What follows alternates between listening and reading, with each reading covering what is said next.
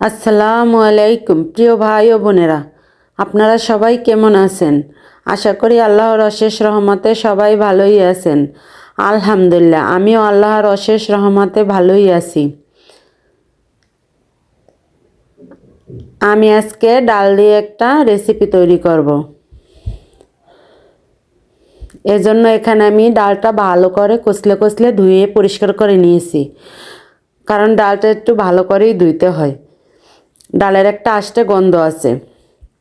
ভালো করে ধুয়ে তারপরে এখানে আমি পরিমাণ মতো পানি দিয়ে কিছুটা কাঁচামরিচ দিয়ে আর রসুন দিয়ে সিদ্ধ করতে বসিয়ে দিয়েছি। তারপরে ডালটা যখন বলক এসেছে তখন দেখুন উপরে কতটা ফেনা ভেসে উঠেছে। এগুলো ফেলে দিতে হবে, এগুলো থাকলে খেতে মজা হবে না। তার জন্য এখন আমি একটা খুন্তির সাহায্যে ভালো করে উপরের ফেনাগুলো ফেলে দিব। যে সকল ভাই বোনরা আমার ভিডিওটি দেখেন এবং লাইক সাবস্ক্রাইব কমেন্ট করেন তাদেরকে অন্তরের অন্তঃস্থল থেকে অসংখ্য অসংখ্য ভালোবাসা ও ধন্যবাদ। অনেক ভাই বোনরা আছেন ভিডিওটি দেখতে দেখতে একটা লাইক দিতে ভুলে যান।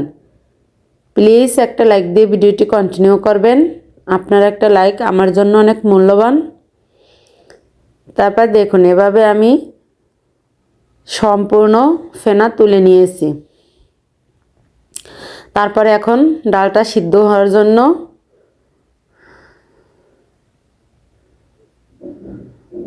অপেক্ষা করব। এখন তো সিজন চেঞ্জ, অনেকের ঠান্ডা জ্বর, মুখে রুচি থাকে না।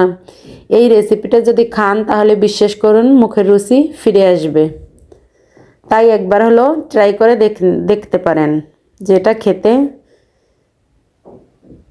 অনেকটা ভালো, অনেকটা মজা।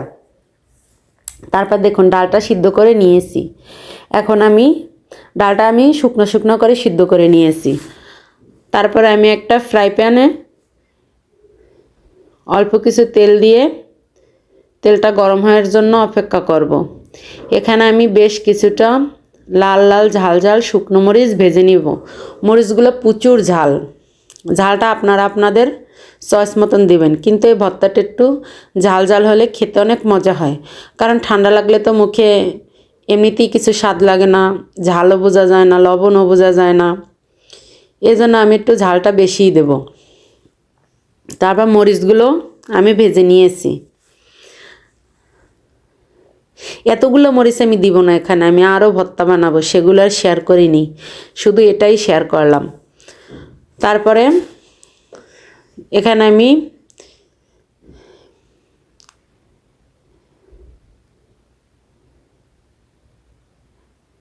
কুচানো পেঁয়াজ ভেজে নিব।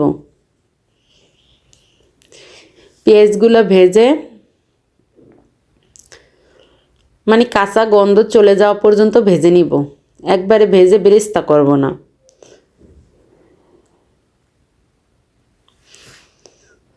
আর আমার নতুন পুরাতন সকল বন্ধুদেরকে অন্তরের অন্তঃস্থল থেকে অসংখ্য অসংখ্য ধন্যবাদ জানাই। আর আমি সবার ভিডিও ফুল ওয়াচ করি বন্ধুরা। প্রথমে লাইক দিয়ে পুরো ভিডিওটা ফুল ওয়াচ করে দেই। তোমরাও আমার ভিডিওটা একটু কষ্ট করে ফুল ওয়াচ করে দিবা। আমরা একে অপরের পাশে না থাকলে সামনের দিকে এগিয়ে যেতে পারবো না, তাই একে অপরকে সাহায্য করব। তারপরে আমি একটা প্লেটের ভিতরে পেঁয়াজ মরিচ ডিম নিয়ে নিয়েছি। তারপর মরিচগুলো হাত দিয়ে ভালো করে ডলে নিয়েছি, নিয়ে তারপর পেঁয়াজের সাথে মিশিয়ে নিয়েছি। এখন আমি ডিম দুইটা একটু সাইডে সরিয়ে নেব। তারপর এখানে আমি সিদ্ধ করা ডাল দিয়ে দেব। সিদ্ধ করা ডালটা নিয়ে ডালের সাথে যে মরিচ আর রসুনটা সিদ্ধ দিয়েছিলাম সেটা আমি আলাদা করে বেছে নিব।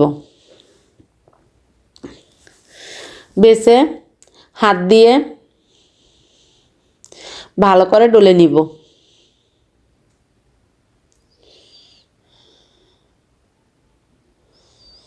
আর আমার অনেক অনেক নতুন বন্ধু জয়েন হইতেছে, তাদেরকে অন্তরের অন্তঃস্থল থেকে অসংখ্য অসংখ্য ধন্যবাদ জানাই।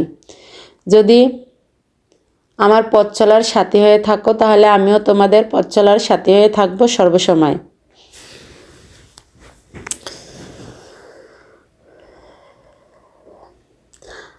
আর আমার অনেক নীরব বন্ধু আছে যারা কখনো কোনো সাড়া দেয় না, তাদেরকে অনেক অনেক ধন্যবাদ। বন্ধুরা, তোমরা চাইলেই তোমাদের মূল্যবান মন্তব্য কমেন্টে জানিয়ে যেতে পারো। আর দয়া করে ছোট্ট করে একটা লাইক দিয়ে যেতে পারো।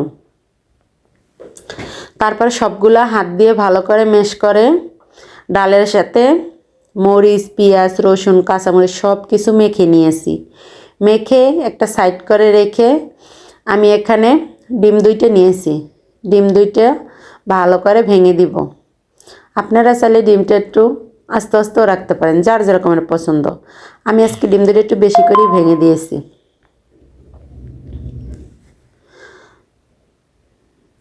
তারপরে হাত দিয়ে ভালো করে ডালের সাথে মিশিয়ে নেব।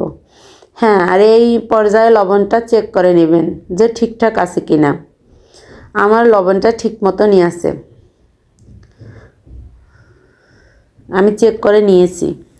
তারপর ভালো করে মিশিয়ে এখান থেকে ধনিয়া পাতা কুচানো দিয়ে দিব। ধনিয়া পাতা কুচানো দিলে ভর্তাটা খেতে আরও মজা হয়, তাই আমি এখানে কিছু ধনিয়া পাতা দিয়ে দিলাম। আর যারা ধনিয়া পাতা খেতে পছন্দ করেন না তারা স্কিপ করলেও হবে। তারপরে আমার ভর্তাটা মাখানো হয়ে গিয়েছে।